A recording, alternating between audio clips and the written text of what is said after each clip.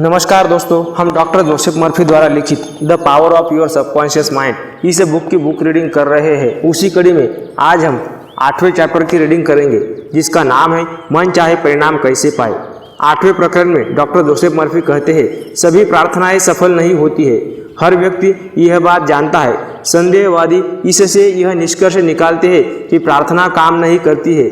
वे इस बात को नज़रअंदाज कर देते हैं कि सफल प्रार्थना के लिए इसका कारगर प्रयोग होना चाहिए और इसके वैज्ञानिक आधार की स्पष्ट समझ होनी चाहिए। सिर्फ तभी हम जान सकते हैं कि कोई खास प्रार्थना कारगर क्यों नहीं हुई और इसे ज़्यादा असरदार बनाने के लिए हमें कौन सा व्यावहारिक तरीका अपनाना चाहिए। अगर आप पाए कि आपकी प्रार्थनाओं का अपेक्षित परिणाम नहीं मिल रहा है तो क्या करें? आपको इस असफलता के प्रमुख कारणों को समझ लेना चाहिए। ये है विश्वास की कमी और बहुत ज़्यादा कोशिश। कई लोग अपने अवचेतन मन की कार्यविधि को पूरी तरह नहीं समझ पाने के कारण अपनी प्रार्थनाओं को खुद असफल कर लेते हैं। जब आप जान जाते हैं कि आपका मस्तिष्क कैसे काम करता है तो आप में आत्मविश्वास आ जाता है। आपको याद रखना होगा कि आपका अवचेतन मन किसी विचार को स्वीकार करते ही उस पर तत्काल अमल करने लगता है। यह उस लक्ष्य को पाने में एड़ी चोटी का जोर लगा देता है। यह आपके अधिक गहरे मन के सभी मानसिक और आध्यात्मिक नियमों को सक्रिय कर देता है। यह नियम अच्छे विचारों के साथ साथ बुरे विचारों पर भी लागू होता है। अगर आप अपने अवचेतन मन का नकारात्मक प्रयोग करते हैं तो यह मुश्किल, असफलता और दुविधा पैदा करता है। जब आप इसका सृजनात्मक प्रयोग करते हैं तो यह मार्गदर्शन, स्वतंत्रता और मानसिक शांति प्रदान करता है। अगर आपके विचार सकारात्मक, सृजनात्मक और प्रेमपूर्ण है तो सही जवाब जरूर मिलेगा। इससे यह स्पष्ट हो जाता है कि आपको असफलता से उबरने के लिए बस एक ही काम करना है। वह काम है अपने विचार या आग्रह को अपने अवचेतन से स्वीकृत करवाना। इसकी वास्तविकता को महसूस करें। बाकी का काम आपके मस्तिष्क का नियम कर देगा। अपने आग्रह को आस्था और विश्वास से सौंपे, तभी आपका अवचेतन उस पर काम करेगा और आपकी इच्छा को हकीकत में बदल देगा। जब भी आप अपने अवचेतन मन पर किसी काम को करने का दबाव डालेंगे तो आप असफल हो जाएंगे। जो परिणाम आप चाहते हैं वे करीब आने के बजाय ज़्यादा दूर हो जाएंगे। आपका अवचेतन मन मानसिक दबाव पर प्रतिक्रिया नहीं करता है। यह तो आपकी आस्था या चेतन मन की स्वीकृति पर प्रतिक्रिया करता है। परिणाम पाने में असफल होने के कारण यह भी हो सकता है कि आप मानसिक रूप से ऐसी बातें कह रहे हो, स्थिति बिगड़ती जा रही है, मेरी इच्छा कभी पूरी नहीं होगी, मुझे कोई रास्ता नहीं दिख रहा है, कोई उम्मीद नहीं है, मुझे नहीं पता कि क्या करना है, मैं उलझन में हूँ। जब आप इस तरह की बातें सोचते हैं तो आपको अवचेतन मन की ओर से कोई प्रतिक्रिया या सहयोग नहीं मिलता है। समय काटते सैनिक की तरह न तो आप आगे बढ़ते हैं न ही पीछे हटते हैं। दूसरे शब्दों में आप कहीं नहीं पहुंच पाते हैं। मान लीजिए आप किसी टैक्सी में बैठे और ड्राइवर को आधा दर्जन अलग अलग जगहें बता दे। वह बुरी तरह बौखला जाएगा। हो सकता है वह आपको कहीं भी ले जाने से इनकार कर दे। अगर वह आपके निर्देशों का पालन करने की कोशिश भी करे तो संभवतः वह ऐसा नहीं कर पाएगा। कोई नहीं जानता कि आप कहाँ पहुँचेंगे। ऐसा ही तब होता है जब आप अपने अवचेतन मन की विशाल शक्तियों के साथ काम करते हैं। आपके मन में एक स्पष्ट विचार होना चाहिए। आपको एक निश्चित निर्णय पर पहुंचना चाहिए कि कोई रास्ता है, बीमारी है या परेशान करने वाली समस्या का कोई समाधान है। सिर्फ आपके अवचेतन के भीतर की असीमित बुद्धिमत्ता जवाब जानती है। जब आप अपने चेतन मन से इस स्पष्ट निष्कर्ष पर पहुंचते हैं तो आपका मस्तिष्क फैसला कर देता है और आपको अपने विश्वास के अनुरूप फल मिलता है। आराम से अच्छी तरह काम होता है। एक व्यक्ति की अंगीठी कड़ाके की ठंड में खराब हो गई। उसने मैकेनिक को बुलाया जो फौरन आ गया। उसने आधे घंटे में अंगीठी ठीक कर दी और मालिक को $200 का बिल थमा दिया। क्या बिल देखकर मालिक गुस्से से चिल्लाया, इसमें तुम्हें जरा भी समय नहीं लगा, तुमने किया क्या है? बस एक छोटा सा पुर्जा ही तो बदला है। इस छोटे से पुर्जे के $200 मांगने की तुम्हारी हिम्मत कैसे हुई? इसकी कीमत तो $5 भी नहीं होगी। मैकेनिक कंधे उचकाकर बोला, मैंने तो उस टूटे पुर्जे के तो आपसे सिर्फ $2 ही लिए हैं। मैंने इसे इतने में ही खरीदा था। मकान मालिक ने उसके चेहरे के सामने बिल लहराया। $2। वह चिल्लाया, इसमें तो $200 लिखे हैं। सही है, मैकेनिक बोला, बाकी $198 यह जानने के हैं कि गड़बड़ी क्या थी और इसे कैसे ठीक किया जाए। आपका अवचेतन मन मास्टर मैकेनिक है, वह सबसे समझदार है। वह आपके शरीर के किसी भी अंग को ठीक करने के रास्ते और तरीके जानता है। सेहत का आदेश दे, आपका अवचेतन सेहत का निर्माण कर देगा, लेकिन इस काम को आराम से करना जरूरी है। आराम से अच्छी तरह होता है। विस्तृत विवरण और साधनों के बारे में सोच कर हताश होने की जरूरत नहीं है। बस इतना जान ले कि अंतिम परिणाम क्या होगा। अपनी समस्या के सुखद समाधान को महसूस करें, चाहे वह सेहत, पैसे या लोक व्यवहार से संबंधित हो। याद रखें कि गंभीर बीमारी के ठीक होने पर आपको कैसा महसूस हुआ था। यह कभी न भूलें कि आपकी भावना अवचेतन प्रदर्शन का पैमाना है। आपको नए विचार को साकार रूप में पूरी निष्ठा से महसूस करना चाहिए, भविष्य में होने वाली घटना की तरह नहीं, बल्कि इस तरह जैसे यह दरअसल इसी समय हो रही है। इच्छा शक्ति नहीं, कल्पना शक्ति का इस्तेमाल करें। अवचेतन मन की शक्तियों की मदद लेना किसी बाधा के खिलाफ संघर्ष करने की तरह नहीं है। ज़्यादा कड़ी मेहनत करने से ज़्यादा अच्छे परिणाम नहीं मिलते हैं। इच्छा शक्ति का जरा भी प्रयोग न करें, इसके बजाय इसके कारण मिलने वाले परिणाम और स्वतंत्रता की साकार तस्वीर देखें। आप पाएंगे कि आपकी बुद्धि टांग अड़ाने, समस्या को सुलझाने के तरीके खोजने और आपके अवचेतन पर उन तरीकों को थोपने की कोशिश करेगी। इसका प्रतिरोध करें। समस्या सुलझाने के अपने बौद्धिक प्रयासों को दूर हटा दे। बच्चे जैसी चमत्कार करने वाली सरल आस्था रखने में जुटे रहे। यह तस्वीर देखें कि आपको कोई रोग या समस्या नहीं है। अपनी मनचाही स्थिति की भावनात्मक संतुष्टि की कल्पना करें। इस प्रक्रिया से सारी जटिलताएं हटा दे। सरल तरीका सबसे अच्छा होता है। अनुशासित कल्पना कैसे चमत्कार करती है। अपने अवचेतन मन से प्रतिक्रिया पाने का एक अद्भुत तरीका अनुशासित या वैज्ञानिक कल्पना शक्ति का प्रयोग करना है। जैसा हम देख चुके हैं, अवचेतन मन शरीर का आर्किटेक्ट और निर्माता है। यह आपकी सभी महत्वपूर्ण कार्य प्रणालियों को नियंत्रित करता है। बाइबल कहती है, आप प्रार्थना में जो भी मांगेंगे विश्वास करने पर आपको मिलेगा। विश्वास करना किसी चीज को सच मानना है, इसके होने की उम्मीद में जीना है। जब आप इस अवस्था में रहते हैं तो आपकी प्रार्थना पूरी हो जाएगी। प्रार्थना में सफलता पाने के 3 कदम। सफल प्रार्थना के लिए 3 मूलभूत कदमों की जरूरत होती है। नंबर 1, समस्या को स्वीकार करें या माने। नंबर 2, समस्या को अवचेतन मन के हवाले कर दे। सिर्फ वही इसे सुलझाने का सबसे प्रभावी समाधान जानता है। नंबर 3, गहन विश्वास की शांत अनुभूति रखे। यह काम हो चुका है। झिझक और शंकाएं आपकी प्रार्थना को कमजोर करती है। खुद से यह न कहे, काश मैं ठीक हो जाता, या मुझे उम्मीद है यह कारगर होगा। जो काम होना है उसके बारे में आपकी भावना से ही परिणाम तय होता है। मान ले कि आपको सामंजस्य अवश्य मिलेगा। मान ले कि आपको सेहत अवश्य मिलेगी। अवचेतन मन की असीमित उपचारक शक्ति का जरिया बनकर आप प्रभावी बनते हैं। सेहत के विचार को अवचेतन मन तक पूरे विश्वास के साथ पहुंचाए, फिर आराम से बैठ जाए। खुद को इसकी शक्ति के भरोसे छोड़ दे। हर स्थिति और परिस्थिति में कहे, यह भी गुजर जाएगा। आराम और विश्वास के साथ आप अवचेतन मन में विचार भरते हैं। इससे विचार के पीछे की गतिमान ऊर्जा को क्रियाशील होने और विचार को साकार करने की सामर्थ्य मिलती है।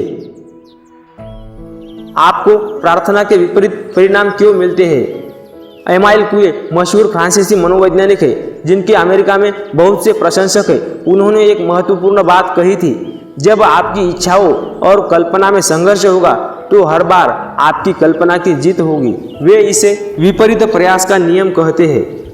मान ले आपसे जमीन पर रखे एक संकरे पटिए पर चलने को कहा जाए। आप बिना कोई सवाल किए ऐसा आसानी से कर लेंगे। लेकिन मान ले वही पटिया 20 फुट ऊंची 2 दीवारों के बीच रखा हो, क्या आप उस पर चलेंगे? क्या आप ऐसा कर पाएंगे? शायद नहीं। पटिए को पार करने की आपकी इच्छा आपकी कल्पना से संघर्ष करेगी।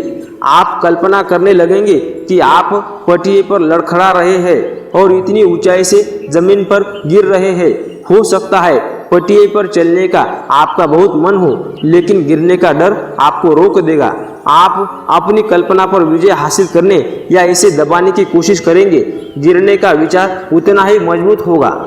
मैं अपनी असफलता से उबरने के लिए इच्छा शक्ति का प्रयोग करूंगा का विचार असफलता के विचार को प्रबल बनाता है। मानसिक प्रयास अक्सर आत्म पराजय की ओर ले जाता है और चाहे गए परिणाम का विपरीत परिणाम उत्पन्न कर देता है। इच्छा शक्ति लगाने पर ध्यान केंद्रित करना इस बात पर जोर देना है कि आप में शक्ति की कमी है। यह तो इस तरह का फैसला करना है कि आप हरे हिप्पोपोटेमस के बारे में बिल्कुल नहीं सोचेंगे। इस निर्णय से हरा हिप्पोपोटेमस आपके दिमाग पर हावी हो जाता है और अवचेतन हमेशा सबसे प्रबल विचार पर प्रतिक्रिया करता है।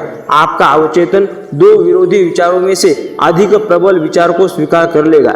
शायद आप यह सोच रहे हो, मैं सेहत चाहता हूँ, मुझे यह क्यों नहीं मिलती है। मैं बहुत ज़्यादा कोशिश कर रहा हूँ, मुझे परिणाम क्यों नहीं मिल रहा है। मुझे जमकर प्रार्थना करने के लिए खुद को विवश करना होगा। मुझे अपनी सारी इच्छा शक्ति का प्रयोग करना होगा। आपको यह एहसास करना होगा कि आपसे कहाँ गलती हो रही है।